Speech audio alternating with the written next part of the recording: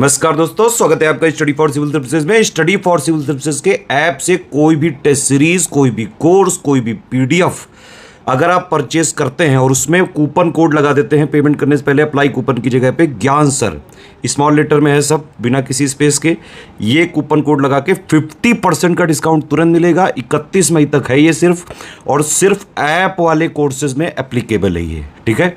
तो study for civil service में कई सारी टेस्ट सीरीज हैं, यूके पीएससी है, बीपीएससी है, यूपीपीसीएस है, आरओ है, बीईओ वाली है ना।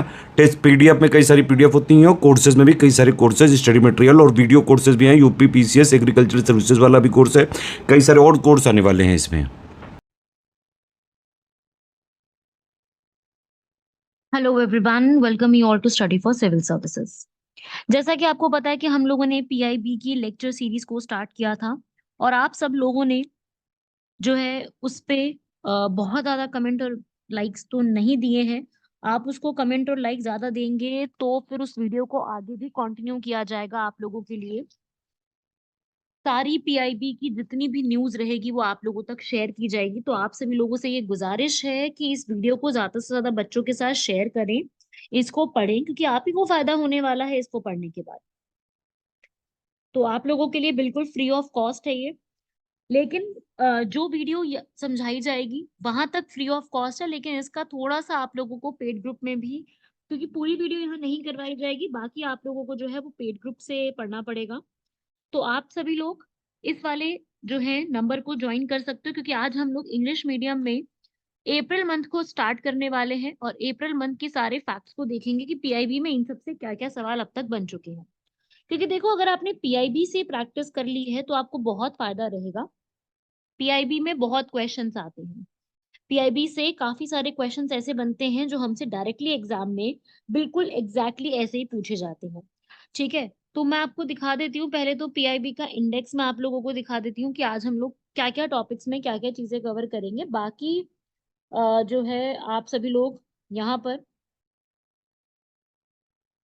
जो है इसकी पीडीएफ भी ले सकते हो। ठीक है, तो ये आप लोगों को एक बार देखना पड़ेगा। मैं आपको बता देती हूँ, डिफेंस एक्सपोर्ट्स पे है, हॉट वेदर पे, स्कॉच अवार्ड पे है, एफएसएसएआई, कोडाई कनल के ऊपर, माई सीजीएचएस है, मिनरल्स के ऊपर है, नेट जीरो टारगेट्स, कैंसर, गगन शक्ति। तो ये सब आर्टिकल्स तो हम लोग कवर कर लेंगे सीक्वेंस वाइज। इसके अलावा जो आर्टिकल्स हैं वो आप लोगों को कवर करने के लिए ज्वाइन करना पड़ेगा हमारा पेड ग्रुप। उस पेड ग्रुप में आपको सारी इंफॉर्मेशन अवेलेबल होगी।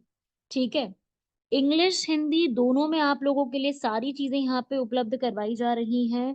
आप लोग ऐसे ही हिंदी का भी, जिसको जरूरत है वो अपने हिसाब से हिंदी का भी सुन सकता है।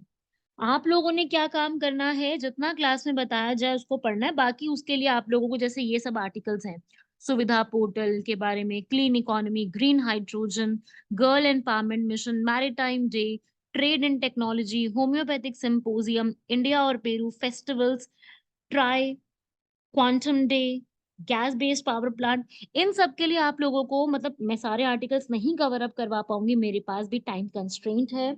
मैं भी आपको सिर्फ आधे घंटे की ही वीडियो करवा सकती हूँ। इसके अलावा बची हुई सारी चीजें आप सभी लोगों को क्या करना पड़ेगा, ग्रुप को, पेड ग्रुप को ज्वाइन करना पड़ेगा, जहाँ पे आपको हर महीने की पीआईबी, योजना और कुरुक्षेत्र, ये तीनों मैगजीन्स की जो समरी होती है ना, वो आपको मिल जाएगी। बिकॉज देखो, कई, मैं आपको बताती हूँ, कई बच्चों की ये सोच रहती है कि वो जो पीआईबी की समरीज और ये सारी चीजें होती है ना, उसको ज्वाइन करना पसंद करते हैं। बहुत से बच्चों को ये एक इच्छा रहती है कि वो जो भी अपना ज्वाइन करेंगे वो मंथली वाली जो मैगजीन्स आती है उसके तहत ज्वाइन करेंगे। तो मुझे ऐसा लगता है वो भी बिल्कुल ठीक तरीका है, क्योंकि उससे भी बहुत फायदा हो जाता है ना।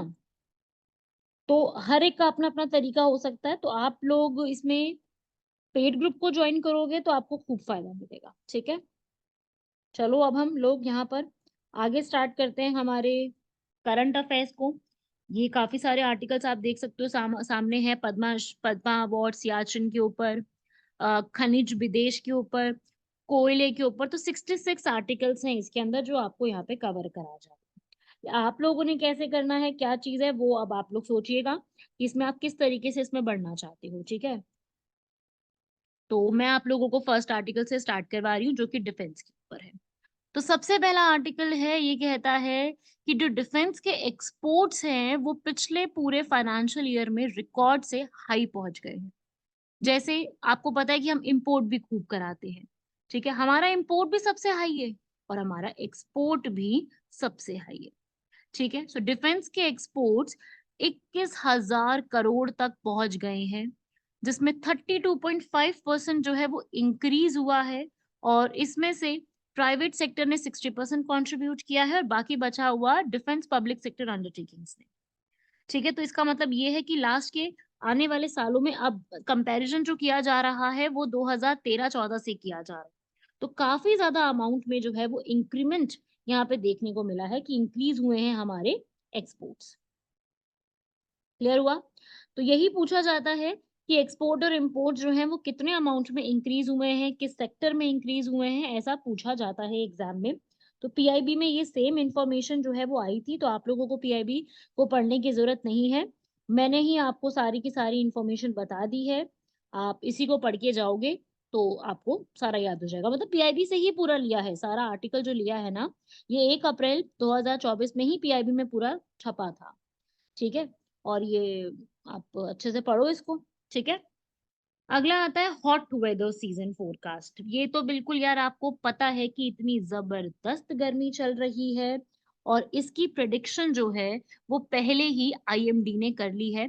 इंडियन मीटरोलॉजिकल डिपार्टमेंट ने बताया है कि अप्रैल से जून तक जो हमेशा टेम्परेचर रहता है उससे ज्यादा आपको पता है कि अब कितना ज्यादा पहुंच चुका है। राजस्थान में सबसे हाईएस्ट रिकॉर्ड किया गया है टेम्परेचर, जैसलमेर और बाड़मेर में 55 डिग्री सेल्सियस तक पहुंच गया है। बहुत बुरा हाल हो रहा है। नाइट टाइम और डे टाइम दोनों में ही ये रहेगा। हीट वेव्स जो है वो देखने को मिल रही है, लू चल रही है। आपको पता है ये मई के महीने में चल रहा है। ग्लोबल वार्मिंग की वजह से सबसे बड़ा कॉज ही यही है, क्योंकि अर्थ का जो टेम्परेचर होता है वो बहुत बढ़ता जा रहा है, बहुत सारी एक्टिविटीज की वजह से। एल नीनो और लानीना का इफेक्ट है और अर्बन हीट आइलैंड इफेक्ट की वजह से। बिकॉज अर्बन हीट आइलैंड का मतलब क्या होता है कि इतना ज्यादा अर्बनाइजेशन बढ़ गया है, लोगों ने शहरीकरण इतना बनाना शुरू कर दिया है, जो सिटीज हैं वहां पर इतनी ज्यादा चीजें होती जा रही हैं और जंगल्स को काट के सिटीज बनाई जा रही है, इतनी बिल्डिंग्स है, पॉपुलेशन बढ़ती जा रही है और जो कंक्रीट सरफेसेस होते हैं वो ज्यादा हीट एब्जॉर्ब करते हैं, जिसकी वजह से हीट वेव ज्यादा चलती है। गुजरात में भी साइक्लोन हुआ है, इसलिए यहाँ पर जो राजस्थान, पंजाब, दिल्ली, हिमाचल में है, ये वाली जो वेव्स है वो यहाँ पे देखने को मिल रही है। बिकॉज साउथ गुजरात में सबसे ज्यादा बड़ा एंटी साइक्लोन फॉर्म हुआ है, ये इस बार की हीट वेव का काफी बड़ा कारण। तो ये सब इंफॉर्मेशन किसने दी थी? आईएमडी जो है भारत का, इंडियन मीटरोलॉजिकल डिपार्टमेंट, उन्होंने ये इन्फॉर्मेशन अपने पोर्टल पे प्रोवाइड करी थी और ये सच भी हो रहा है। मई मंथ में बहुत जबरदस्त गर्मी चल रही है, ये बात सभी जानते हैं। इसका प्रकोप क्या चल रहा है, मतलब घर से निकलने का मन नहीं होता। एसी चल रहा है तो उसका भी पता नहीं चल रहा है, मतलब मुझे तो बिल्कुल नहीं पता चल रहा कि एसी भी 16 पे चला रखा है, इतनी जबरदस्त गर्मी हो रही है ना। सभी को पता है ये बात। गर्मी की वजह से बच्चों की जो छुट्टियां है वो भी जो है वो समर वेकेशंस भी इस समय चल रही हैं और होनी भी चाहिए। बेचारे बच्चे किस तरीके से स्कूल जाएंगे इतनी गर्मी में, और हर स्कूल में तो एसी भी नहीं होता, बहुत कम स्कूल्स हैं जहाँ पे एसी होता है। तो उस वजह से जो स्कूल में एसी होता है भाई, फिर वहां पे मोटा खर्चा भी होता है ना, तो उस वजह से बहुत प्रॉब्लम्स आ रही है, ठीक है भाई। ऐसे ही बढ़ते हैं हमारे नेक्स्ट आर्टिकल की तरफ। नेक्स्ट आर्टिकल है जो कि कह रहा है अवार्ड के बारे में। अवार्ड है Skoch ESG award 2024, renewable energy financing के ऊपर दिया गया ताकि भारत की रिन्यूएबल एनर्जी जो है वो इम्प्रूव हो सके, ठीक है, इंडिया क्लीन एनर्जी के ऊपर जा सके और इंडिया का फ्यूचर जो है वो ज्यादा बेटर हो सके, ताकि ये जो गर्मी और ये सब चीजें जो होती है उसमें थोड़ा सा तो गिरावट आए।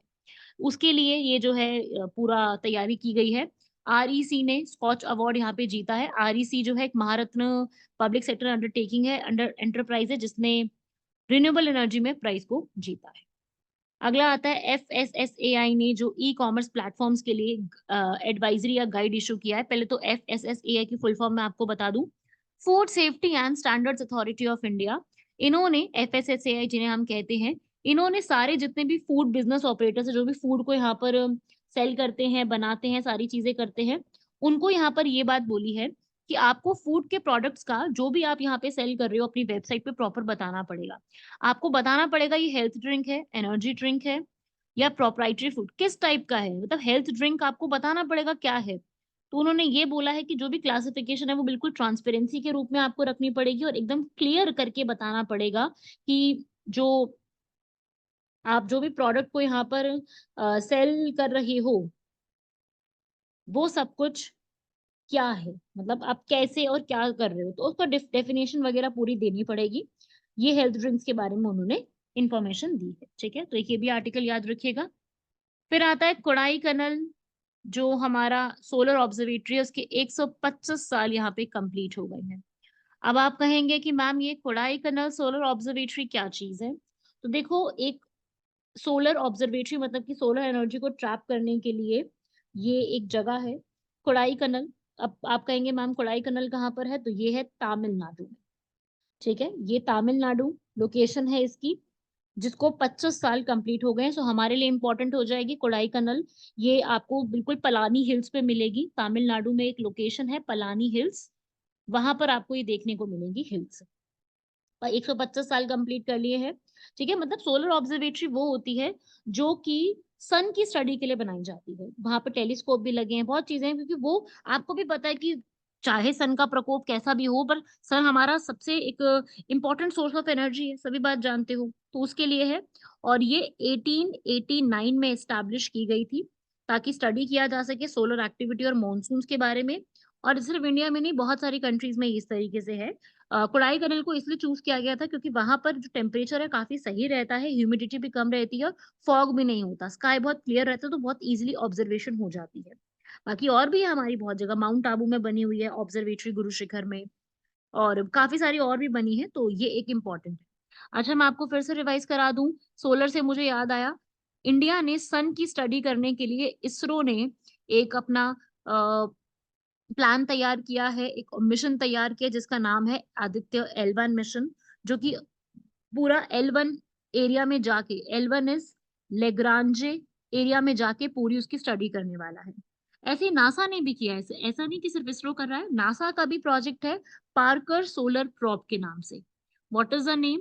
पार्कर सोलर प्रोब, इस नाम से उन्होंने भी अपना स्टार्ट किया हुआ है अर्थ की सन की स्टडी करने के लिए, ठीक है, तो ये आप याद रखिएगा। बढ़ते हैं हमारे नेक्स्ट आर्टिकल की तरफ। माई CGHS IUS app, union health ministry ने CGHS के लिए एक ऐप यहाँ पे डिजाइन करी है, central government health scheme. Electronic सारे हेल्थ रिकॉर्ड्स रखे जाएंगे उसके अंदर, जिसके अंदर सारी उनकी किस तरीके की बुकिंग है, अपॉइंटमेंट कौन सी है, CGHS का कार्ड, लैब के रिपोर्ट्स, अगर आप वहां से CGHS की लैब से कुछ भी लेते हो, आपके आसपास के वेलनेस सेंटर कहाँ पे रहेंगे, डेटा कहाँ से रेफर होगा, आपकी मेडिकल हिस्ट्री क्या है, रियम्बर्समेंट कितना मिल गया आपको, हर एक चीज के लिए, मतलब जैसे CGHS का कार्ड होता है ना, वो कार्ड तक वहीं पर अवेलेबल होगा, उसके लिए CGHS की ऐप लॉन्च की गई है iOS के लिए, ठीक है, तो वो iOS और एंड्रॉइड दोनों पे अवेलेबल कर दी गई है, free of charge, play store से आप और ऐप स्टोर से डाउनलोड कर सकते हो। वही आपको ऑथेंटिकेशन चाहिए होगी, फेस आईडी, अगर आप iOS पे है तो फेस आईडी चाहिए होगी, एंड्रॉइड पे तो आपका फिंगरप्रिंट और पासकोड वगैरह चाहिए होगा। सब कुछ यहाँ पे रखते रखते हुए CGHS कार्ड जैसा सिस्टम जो होता है, ऐसे ही CGHS की एक ऐप लॉन्च की गई है। आई होप सब लोग बात समझ गए होंगे, सेंट्रल गवर्नमेंट के जितने भी एम्प्लॉयज होते हैं उनको जिंदगी भर के लिए जो एक कार्ड मिल जाता है अपनी सारी हेल्थ फैसिलिटीज के लिए, उसे CGHS कहते हैं, तो ये उसी के लिए स्टार्ट किया गया है। नेक्स्ट आता है की मिनरल्स एंड एल्यूमिनियम के ऊपर एक डेटा आया है, और ये बताया गया है कि हमारे जितने भी मिनरल्स और एल्यूमिनियम मेटल है उसमें काफी ग्रोथ हुई है, जैसे कि aluminium, copper, lead, lithium, manganese, nickel, silver, steel, zinc और रेयर अर्थ मिनरल्स, इन सब में काफी ज्यादा अमाउंट में ग्रोथ देखी गई, ठीक है, तो ये छोटा सा आर्टिकल था, इसमें ज्यादा कुछ पढ़ने के लिए नहीं था, PIB में इतना ही आया था। सो एक स्टेटमेंट की फॉर्म में बन सकता है कि इनमें ग्रोथ हुई है या डिक्लाइन हुआ है, तो आपको याद रखना है इसमें ग्रोथ हुई है, डिक्लाइन नहीं हुआ है। ये क्वेश्चन तो कैसे भी किसी भी फॉर्म में बन सकता है ना, तो ग्रोथ हुई है, डिक्लाइन नहीं। अब इंडिया यहाँ पर नेट जीरो टारगेट्स अचीव करना चाहता है, आपको पता है ना, ये हम लोगों ने बोला है कि नेट जीरो हम क्या करने वाले हैं, हमारे कार्बन के जो एमिशंस रहेंगे वो नेट जीरो रहेंगे 2070 तक आते आते। ये तो आपको पता है ना, हमारे जो प्राइम मिनिस्टर है उन्होंने ये वादा किया था COP26 के समिट में। कहाँ पे हुआ था ये समिट? ग्लासगो, स्कॉटलैंड में, जहां पर ये वादा किया गया था, ये बात तो आप लोगों को पता है। अब उसी को पूरा करने के एक रिस्पेक्ट में एक यहाँ पे रिपोर्ट लॉन्च की गई है, रिपोर्ट है synchronising energy transition towards possible net zero for India. ठीक है, इसमें ये बोला है कि इंडिया की ट्रांजिशन अब क्या है, ट्रेजेक्ट्री, हम कैसे इसको सोच रहे हैं कि हम उसको किस तरीके से ट्रैप करेंगे आगे आने वाले टाइम में 2070 तक, हमारी ट्रांजेक्ट्री क्या है, ट्रांजेक्ट्री का मतलब कि क्या लाइन हम सोच रहे हैं, कैसे कैसे ग्रोथ होगी उसके ऊपर डिसाइड करेंगे। इन्होंने ये भी बोला है कि भाई इलेक्ट्रिसिटी की कॉस्ट क्या रहेगी, कार्बन एमिशन कितना होने वाला है, वो सब चीजों के लिए। तो हम बेसिकली ये इसमें रिपोर्ट में देखने वाले हैं कि 2070 तक आते आते नेट जीरो कैसे और कितना कितना अचीव कर पाएंगे, उसके ऊपर ये पूरी एक रिपोर्ट जो है वो प्रिपेयर की गई है। आई होप आपको क्लियर हो गया हो। ऐसे ही एक कैंसर के लिए जीन थेरेपी आई है, हमारे प्रेसिडेंट ने इंडिया की पहली anti cancer CAR T cell therapy को लॉन्च करा है, जो कि IIT Bombay, Tata Memorial Centre और आइम्यूनैक एसीटी ने बनाई है, जिसका नाम है नेक्स्ट कार 19। ये एक कैंसर की थेरेपी के लिए रहेगा। आप मतलब कोई भी पर्सन अगर कैंसर से जूझ रहा है इंडिया में, तो वो इस कैंसर की थेरेपी को अपना सकता है। हालांकि ये काफी ज्यादा जो है वो कॉस्टली होती है, बहुत एक्सपेंसिव रहती है, लेकिन फिर भी एक नई इंडिया की खुद की आई है। अब देखो, हम किसी बाहर की कंट्री से टेक्नोलॉजी लेते हैं तो उसको रॉयल्टी भी देनी पड़ती है, तो वो ज्यादा महंगा पड़ जाता है। बट अगर ये वाली अगर ऐसी चीज रहती है जिसमें हम लोग इन चीजों पे ध्यान देते हैं और पूरा हमारा ही सारी खुद की इंडिजीनियस रहती है, तो ऑब्वियस ही बात है उसमें खर्चा जो है वो कुछ तो कम हो ही जाता है। बहुत ज्यादा कम नहीं, पर कुछ तो कम हो जाता है। तो इसकी वजह से हम लोगों का ये ग्राउंड ब्रेकिंग थेरेपी स्टार्ट हुई। ठीक है, अगला आता है एक्सरसाइज गगन शक्ति। हमारी इंडियन एयरफोर्स ने एक गगन शक्ति का ऑपरेशन स्टार्ट करा है, गगन शक्ति एक्सरसाइज। ठीक है, और अग्नि प्राइम बैलिस्टिक मिसाइल थी, उसी में ही गगन शक्ति एक्सरसाइज चल रही थी, उसी में ही अग्नि प्राइम जो मिसाइल है। देखो, अग्नि की बहुत सारी सीरीज है, मैं आपको समझा दूं। ये मिसाइल जो है, भारत में एक प्रोग्राम चलाया था हमारे सबके favourite prime minister president of India, former president of India, जिनकी अब अनफॉर्चुनेटली डेथ हो चुकी है, जिनको हम मिसाइल मैन ऑफ इंडिया के नाम से भी जानते हैं, डॉक्टर एपीजे अब्दुल कलाम। उन्होंने एक प्रोग्राम चलाया था, integrated missile development, guided missile development programme, IGMDP। इस प्रोग्राम को उन्होंने स्टार्ट किया। अब ये जो प्रोग्राम है, integrated guided missile development programme, इसमें 5 मिसाइल्स आती हैं, कवर होती हैं। 5 कौन सी मिसाइल्स हैं, उसको आप पटना की फॉर्म में लर्न करोगे। PATNA, P for Prithvi missile, A for अग्नि मिसाइल, T फॉर त्रिशूल missile, N for Nag, and यहाँ पे A फिर से क्या आएगा, आकाश। तो ये अग्नि मिसाइल में अग्नि 1, अग्नि 2, अग्नि 3, अग्नि 4, अग्नि 5, जो कि सबसे बड़ी रेंज तक जा सकती है मिसाइल, बहुत मतलब एक कॉन्टिनेंट तक को क्रॉस कर सकती है। तो ऐसे मिसाइल्स को लॉन्च किया गया, जिसमें एक अग्नि मिसाइल अग्नि प्राइम भी है।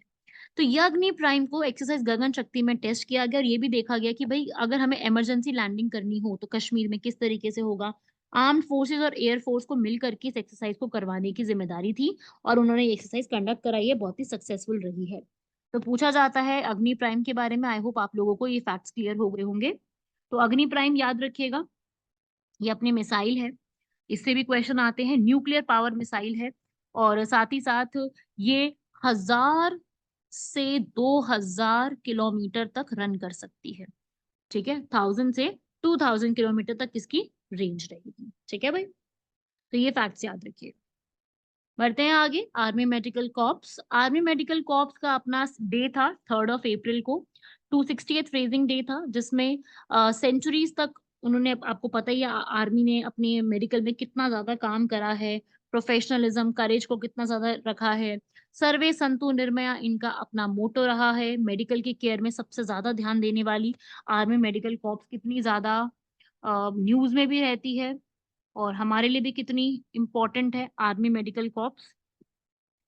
ठीक है, बेस्ट ऑप्शंस है, मेडिकल ग्रेजुएट्स यहाँ से भी अच्छा अच्छा खासा पढ़ाई देते हैं। मतलब आर्मी पर्सनल के लिए ये पूरा है, इनकी फैमिलीज के लिए भी है, चाहे वो इंडियन नेवी की हो, इंडियन एयरफोर्स की हो, या आर्म्ड फोर्सेस मेडिकल सर्विसेज में आता है, जिसमें 60,000 अभी पर्सनल जो है वो वर्किंग भी है। ठीक है, और याद रखिएगा सर्वे संतु निर्भया इसका रेजिंग मोटो है, रेजिंग डे 3 अप्रैल को आता है। इसे ब्रिटिश गवर्नमेंट जो है उन्होंने स्टार्ट किया।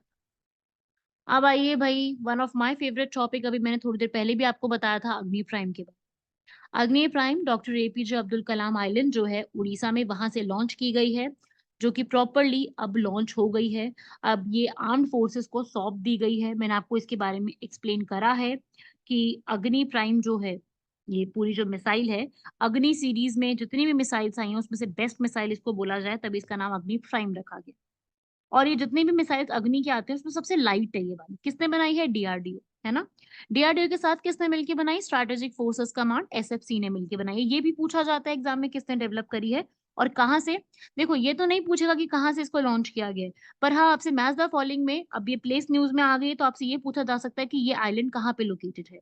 तो आपको कंफ्यूजन हो सकता है कि तमिलनाडु है, या ज्यादातर जो होते हैं वो ईस्टर्न साइड पे है ना, तो आपको कंफ्यूजन हो सकता है कि भाई ये आंध्र प्रदेश में है, उड़ीसा में है, तमिलनाडु में। तो याद रखिएगा ये उड़ीसा में लोकेटेड है। तो काफी ज्यादा न्यूज में रहता है ये, इंपॉर्टेंट है। अग्नि क्राइम, सॉरी अग्नि प्राइम, सॉरी मेरे मुंह से अग्नि क्राइम निकल गया। इट्स अग्नि प्राइम, ठीक है। अग्नि की 5 मिसाइल्स आपको मैंने बता दी है। अग्नि वन जो कि 700 से 800 किलोमीटर की अपनी रेंज रखती है। अग्नि टू, ये मैच द फॉलोइंग में बन सकता है, इसको लाइट मत लीजिएगा, 2000 किलोमीटर की रेंज रखती है। अग्नि थी 2500 किलोमीटर। अग्नि फोर जो है वो 3500 किलोमीटर। और अग्नि फाइव ये तो 5000 किलोमीटर से भी आगे रखती है अपनी, ठीक है। तो ये एक बैलिस्टिक मिसाइल है, या इसमें इस तरीके से लॉन्च इसको कर दिया गया है। वेरी वेरी इंपॉर्टेंट, इससे मैजदा फॉलोइंग में भी क्वेश्चन आ सकता है। और इंडिया की न्यूक्लियर कैपेबिलिटी में ये अग्नि बहुत बड़ा योगदान हमें दे रही है, ठीक है भाई, याद रखिएगा इसको। अगला है 105G लैब स्टार्ट करी है, ठीक है, ताकि 5G टेक्नोलॉजीज बच्चों और स्टार्टअप के ऊपर जो है वो बनाई जा सके 5G फ्रिक्वेंसी बैंड्स को, ताकि एक्सपेरिमेंट करने में आसानी हो जाए। तो इस तरीके से 5G लैब्स अब स्टैब्लिश की गई है। छोटा सा फैक्ट है, इसमें और डिटेल में जाने की जरूरत नहीं क्योंकि इससे नहीं आएगा और क्वेश्चन। पर yes, this article is important. Hydro electric power plants, आपको सभी को पता है ये कैसे पावर प्लांट्स होते हैं जिसमें पानी से, वाटर से इलेक्ट्रिसिटी को जनरेट किया जाता है। वाटर कहाँ से आता है? रिवर्स से। रिवर्स में ही ये प्लांट्स लगाई जाती हैं। तो अभी बोला जा रहा है कि इंडिया में 15 गीगावाट की कैपेसिटी है, कंस्ट्रक्शन में चल रहा है।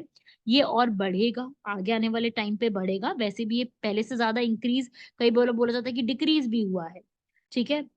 और क्योंकि क्यों भाई? क्योंकि रेनफॉल कम आई है। रेनफॉल कम आएगी तो फिर हमारी रिवर्स में पानी कम रहेगा। नेचुरल डिजास्टर्स आए हिमालयन रीजन में, आपको याद है ना, उत्तराखंड और हिमाचल में डिजास्टर्स आए थे। तो ये प्रॉब्लम हो जाता है। इसकी वजह से हम हाइड्रो इलेक्ट्रिक पावर जो है वो जनरेट नहीं कर पाती है, क्योंकि सूखा पड़ जाता है, रेनफॉल की कमी रहती है। तो ये भी याद रखिएगा, हाइड्रो इलेक्ट्रिक पावर में ये भी पूछा जा सकता है कि इसको अब इंक्रीज किया जा रहा है इंडिया में। अगले एक अवार्ड्स आते हैं, विश्वकर्मा अवार्ड्स, ठीक है। विश्वकर्मा आपको पता है ना, विश्वकर्मा क्यों होता है?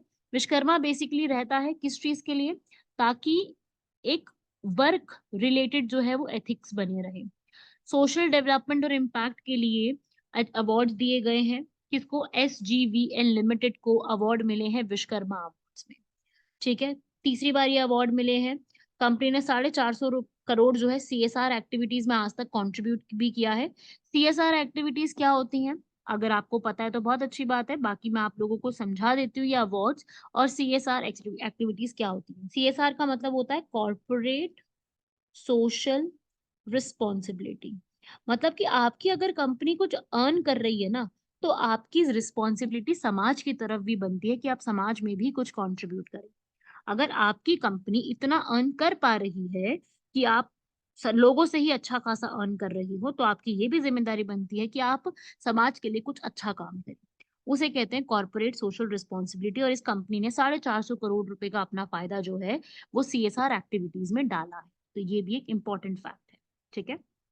बाकी SJVN जो है, ये लिमिटेड, ये जो कंपनी है इसने अवार्ड जीते हैं और इम्पोर्टेंट है SJVN, ठीक है। इन्होंने जो अवार्ड जीता है उस पे सीधा क्वेश्चन बन सकता है किसने जीता है विश्वकर्मा डे पे, सोशल डेवलपमेंट के टॉपिक में इन्होंने जीता है, तो बस आप इसको याद रखिएगा। ठीक है, सीधा क्वेश्चन जो है वो इससे बन सकता है।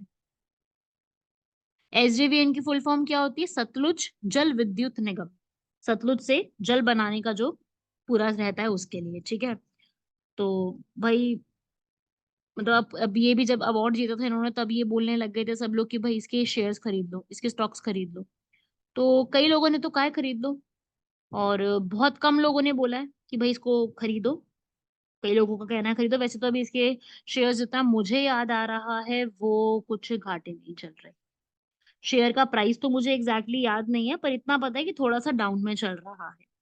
तो ये न्यूज में आया था तो मैंने आपको बता दिया। बाकी भाई खरीदना नहीं खरीदना वो तो आपकी मर्जी के ऊपर है। अगला आता है आईएनएस शारदा। अब ये भी एक टॉपिक जो है वो न्यूज में है, आईएनएस शारदा का। क्यों? क्योंकि इसको भी अवार्ड मिला है। हमारी जो एक शिप है, सुकन्या क्लास की पेट्रोल वेसल है इंडियन नेवी की, जो कि अभी लक्षद्वीप में प्लेस की गई है। लक्षद्वीप का एक आइलैंड है एंड्रोट आइलैंड। अच्छा मैं बता दूं, लक्षद्वीप का एंड्रोट आइलैंड जो है वो लक्षद्वीप का सबसे लार्जेस्ट आइलैंड है। ठीक है, एंड्रोट आइलैंड। और ये एंड्रोट और अगाटी के बीच में प्लेस किया गया है। ठीक है, एंड्रोट आइलैंड लार्जेस्ट आइलैंड है, बट अगाटी आइलैंड जो है ये वो आइलैंड है जहाँ पे लक्षद्वीप का एयरपोर्ट बना हुआ है। तो ये न्यूज में था। आईएनएस शारदा को जो है ये अवार्ड मिला है क्योंकि ये शिप ने 19 क्रू मेंबर्स को ईरान फिश वेसल में भी बाहर निकाला है। इन्होंने पायरेट्स को जो है मार के सेफ्टी लोगों को वापस पहुंचाया। तो काफी अच्छे अच्छे कामों के लिए ये जानी जाती है। इसको बनाने वाली कंपनी का नाम है हिंदुस्तान शिप यार्ड लिमिटेड। ठीक है, और ये बहुत टाइम से हमारी सर्विस में चल रही है। अच्छी खासी एक हमारी शिप है आईएनएस शारदा। याद रखिएगा, बहुत सारी हमारे पास सबमरीन शिप्स बहुत सारी हैं, उसमें से एक भी है। तो on the spot unit citation के लिए आईएनएस शारदा को मिला है, तो पूछा जा सकता है कहाँ पे प्लेस की गई। ऐसा ही एक पोर्टल है सुविधा पोर्टल। अब नाम जो सुविधा है तो हमको क्या दे रहा होगा? सुविधा ही दे रहा होगा ना किसी चीज की। तो यहाँ पर इसको यहाँ पर रिक्वेस्ट आई थी। तो अब बात ये आती है कि सुविधा पोर्टल है क्या भाई? ये जितनी भी पॉलिटिकल पार्टीज से रिक्वेस्ट आती है ना कैंडिडेट्स की बारे में पूछने की, सारी चीजों की, ये वो उसके लिए है, सुविधा के लिए। हमारी इलेक्शन कमीशन ऑफ इंडिया ने यहाँ पर इसको लॉन्च किया है। ठीक है, इसमें बहुत सारी रिक्वेस्ट ये आई थी कि किस तरीके से इसमें क्या होता है ना कि आपको कहाँ रैली ऑर्गेनाइज करनी है, पार्टी का ऑफिस कहाँ लगाना है, वीडियो के वैन्स कहाँ लेंगे, डोर से डोर आप जो कैंपेनिंग कर रहे हो वो कहाँ पे रहेगी, हेलीकॉप्टर कहाँ पे लेके आओगे, व्हीकल्स कहाँ होंगे, पैम्पलेट्स कहाँ बटेंगे, उसकी आपको अप्रूवल इसके थ्रू मिल जाएगी। इस पोर्टल पे आप रिक्वेस्ट सबमिट करोगे, इलेक्शन कमीशन ऑफ इंडिया उस पूरे को जांच करेगी, इन्वेस्टिगेट करेगी, और फिर आपकी पॉलिटिकल पार्टी को इस चीज के बारे में सुविधा मतलब मिल जाएगी कि हाँ आपको ये चीज अलाउ कर दी गई है। तो 73,000 करीब इनमें रिक्वेस्ट आई थी, जिसमें से इन्होंने 60% को अप्रूव करा है, बाकियों को अप्रूव नहीं करा था। तो 20 दिनों के अंदर अंदर ये सारे रिक्वेस्ट अप्रूव होंगे। तो ये सुविधा पोर्टल याद रखिएगा, इलेक्शन कमीशन ऑफ इंडिया ने इस सुविधा पोर्टल को लॉन्च किया है, ताकि ये सब जो चीजें हैं वो थोड़ी सी आसान हो जाए करना, इलेक्शन कमीशन के लिए भी थोड़ी इजीली हो जाए। ठीक है, तो ये आर्टिकल भी हम लोगों ने कवर कर लिया। अगला देखते हैं न्यू ईयर। ये तो बड़ा न्यूज में रहता है। आपको पता है कि बहुत सारी जगह पे अलग अलग टाइम पे न्यू ईयर मनाया जाता है। उगाड़ी, गुड़ी पाहवा, चैत्र शुक्लाडी, चेती चांद, दावरे, सजीबू, चेरोबा, तो ये सब बहुत जगह पे मनाया जाता है। ठीक है, तो उसी के लिए है ये। हिंदू कैलेंडर की जो शुरुआत होती है वो न्यू ईयर इस तरीके से मनाया जाता है। सो ये भी अलग अलग जगह पर अलग अलग ट्रेडिशंस रहते हैं इसके मनाने की। सो उसी के ऊपर ये पूछा गया है। अच्छा याद रखिएगा, काफी इंपॉर्टेंट है। जैसे अगर मैं बात करूं इसकी, ये वाला है ना, चैत्र शुक्लाडी। चैत्र शुक्लाडी जो है ना, ये विक्रम संवत की शुरुआत होती है। ये वैदिक हिंदू कैलेंडर के हिसाब से न्यू ईयर की शुरुआत है। ठीक है, और ऐसे ही जो गुड़ी पाडवा है, ये गुड़ी पावा कहते हैं इसको, ये कर्नाटका, आंध्र प्रदेश और महाराष्ट्र में किया जाता है, जिसके अंदर जो नमक और होता है ना, एक बेबू बेला करके साउथ में खूब खाया जाता है। गुड़ी क्या होता है? गुड़ी एक डॉल ही तो होती है ना। डॉल जो है ना वो काफी महाराष्ट्र के घरों में एक सेलिब्रेट किया जाता है। घरों में लीफ लगाई जाती है, बहुत अच्छे से सेलिब्रेट किया जाता है। ऐसी जो चेती चांद होता है, ये सिंधी कम्युनिटी में काफी ज्यादा मनाया जाता है, ये आप पढ़ सकते हो। हिंदू कैलेंडर सिंधी कम्युनिटीज के लिए काफी बड़ा रहता है। ऐसी वैसाखी रहता है जो सिख और हिंदू मनाते हैं, है ना। ऐसी नावरे, नावरे कहाँ रहता है? कश्मीर में, कश्मीरी न्यू ईयर डे बोला जाता है। सजीबू चेराउबा, ये जो है ये मणिपुर में मनाया जाता है। तो एग्जाम मैच द फॉलोइंग में बन सकता है कहाँ पे क्या मनाया जाता है, ठीक है। तो नाम दे के बोलेंगे, आपको पहचानना होगा कि कहाँ से कब कहाँ मनाया जाता है। ऐसे ही बिहू होता है, बोहाग बिहू, ये कहाँ मनाया जाता है? असम के रीजन में मनाया जाता है बोहाग बिहू, ठीक है। सो ये सब हमसे एग्जाम में सीधा क्वेश्चन बन सकता है, कौन से रीजन में क्या सेलिब्रेट किया जाता है। डायरेक्ट क्वेश्चंस इसके ऊपर बनते हैं। तो आप लोगों को याद रखना है, ये उगाड़ी यहाँ लिखा ही हुआ है, आंध्रा, कर्नाटका और तेलंगाना में। मैच द फॉलोइंग में आप जिस भी एग्जाम की प्रिपरेशन कर रहे हो, मैच द फॉलोइंग में इस टॉपिक से डायरेक्टली क्वेश्चन बन सकता है। So I request all of you कि इसमें आप सब लोग इस वाले आर्टिकल को डायरेक्टली और इसी तरीके से लर्न कर लो। अभी ही लर्न कर लो, इसको स्किप मत करो, सोचो भी मत कि हम क्या करेंगे, सीधा इसको लर्न कर लो अभी से, ठीक है भाई। तो ये एग्जाम में डायरेक्ट क्वेश्चन आएगा, पढ़ के रखना इसको, अच्छे से लर्न करना।